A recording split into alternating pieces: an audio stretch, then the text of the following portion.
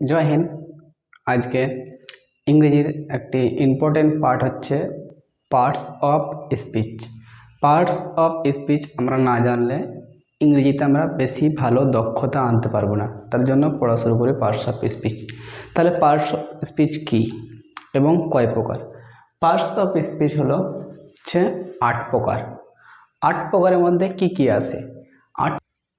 1 নম্বরে আসবে নাউন, 2 নম্বরে আসবে প্রোনাউন, 3 নম্বরে আসবে অ্যাডজেক্টিভ, 4 নম্বরে আসবে ভার্ব, 5 নম্বরে আসবে অ্যাডভার্ব, 6 নম্বরে আসবে প্রিপোজিশন, 7 নম্বরে আসবে কনজাংশন, 8 নম্বরে আসবে ইন্টারজেকশন। তাহলে আমরা এক টাইপ আমরা দেখব।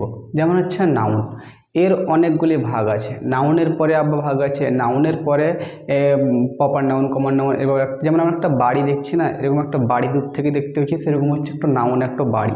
বাড়ির ভেতরে যখন যাব, যখন রুমের ভেতরে কি থাকে, অনেক কিছু মানে রুমের ভেতরে মাল মশলা পড়ে থাকে, সেরকমই হচ্ছে নাউন।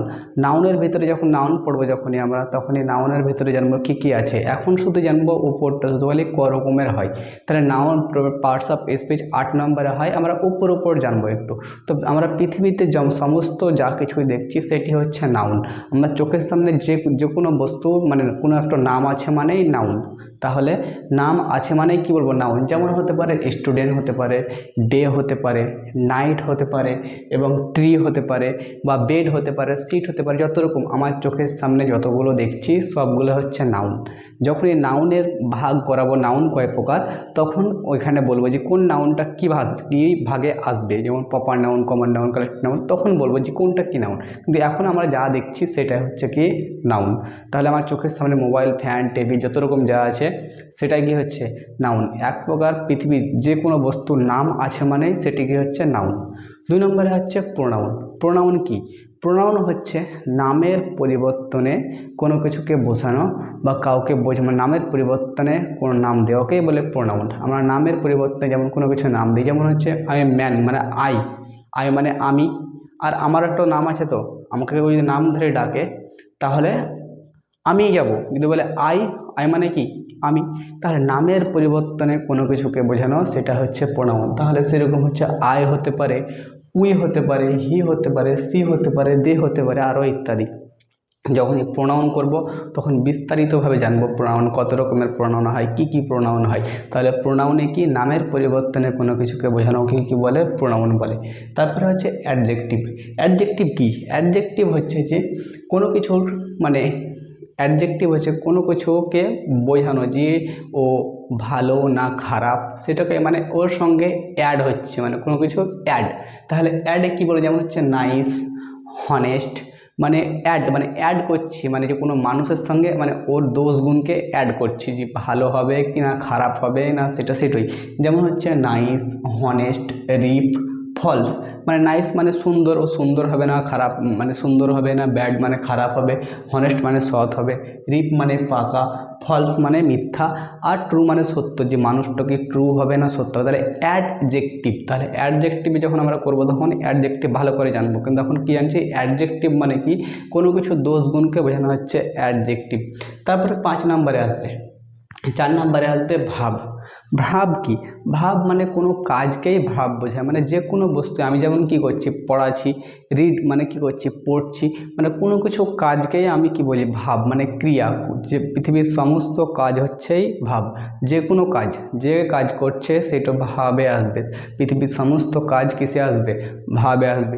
যেমন হচ্ছে আমি হাত লড়াচ্ছি, চোখে দেখছি, বই পড়ছি, কাজ করছি, যে সমস্ত জিনিস আমি কাজ করছি মানে কি? যে কোনো কাজ করছি মানে ভাবে আসবে। কোনো একটা কাজ চলছে সেটাকেই আমি ভাবে নিয়ে আসবো।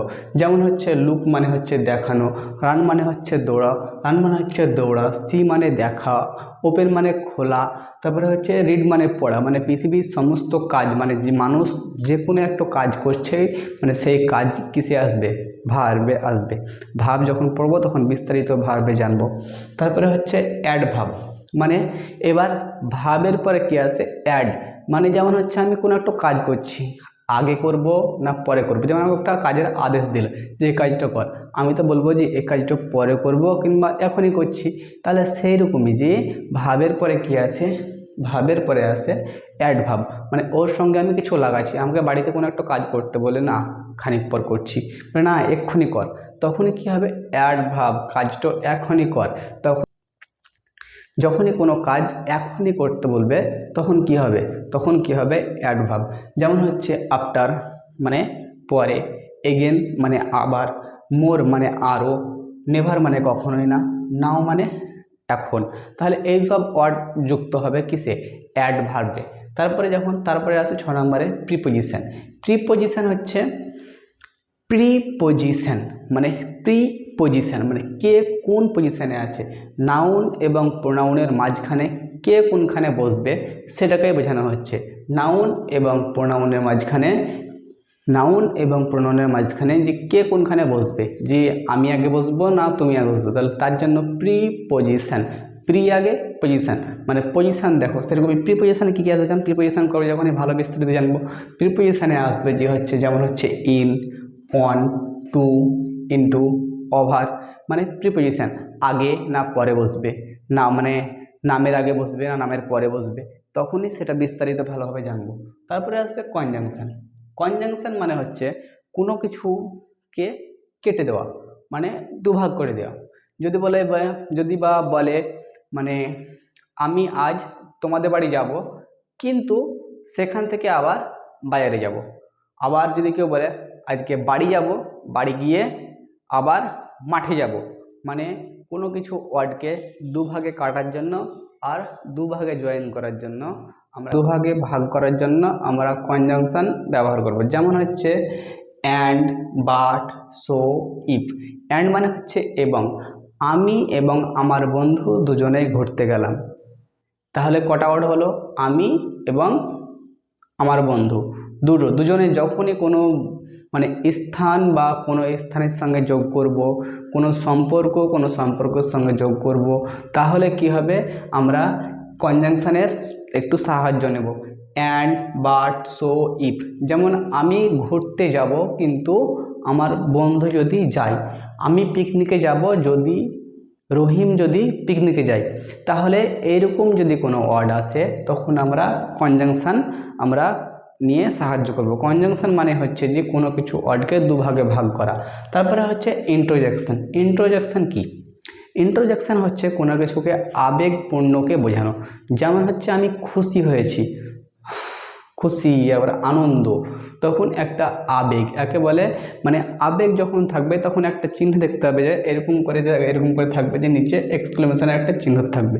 যেমন হচ্ছে গুড বাই, যখন কেউ যদি তোমাকে জ্বালাচ্ছে, ও চলে গেলেই তুমি শান্তি পাবে, তখন বলবে যে গুড বাই। যখন বলবে যখন এই গুড বাই, তখন চলে গেল, শান্তি হলো, এরকম যখন ফিলিং আসবে তখনই এরকম একটা চিহ্ন থাকবে সেই ওয়ার্ডের পাশে।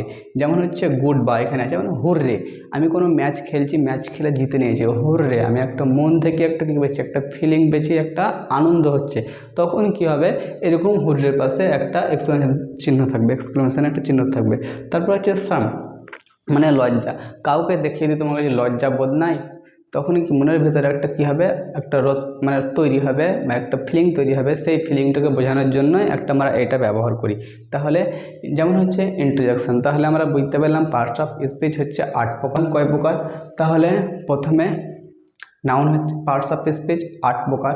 প্রথমে আসবে নাউন, 2 নম্বরে আসবে প্রোনাউন, 3 নম্বরে আসবে অ্যাডজেক্টিভ, 4 নম্বরে আসবে ভার্ব, 5 নম্বরে আসবে অ্যাডভার্ব, 6 নম্বরে আসবে প্রিপোজিশন, 7 নম্বরে আসবে কনজাংশন, 8 নম্বরে আসবে ইন্ট্রোজেকশন। তারপরে আমরা নাউন সম্পর্কে পড়বো, না প্রপার নাউন, কমন নাউন, তারপরে নাউন, জেন্ডার, সব বিস্তারিত তথ্য একটা টপিক বাই টপিক আস্তে আস্তে আমরা এগিয়ে যাব। নেক্সট ভিডিও দেখাবে। জয় হিন্দ।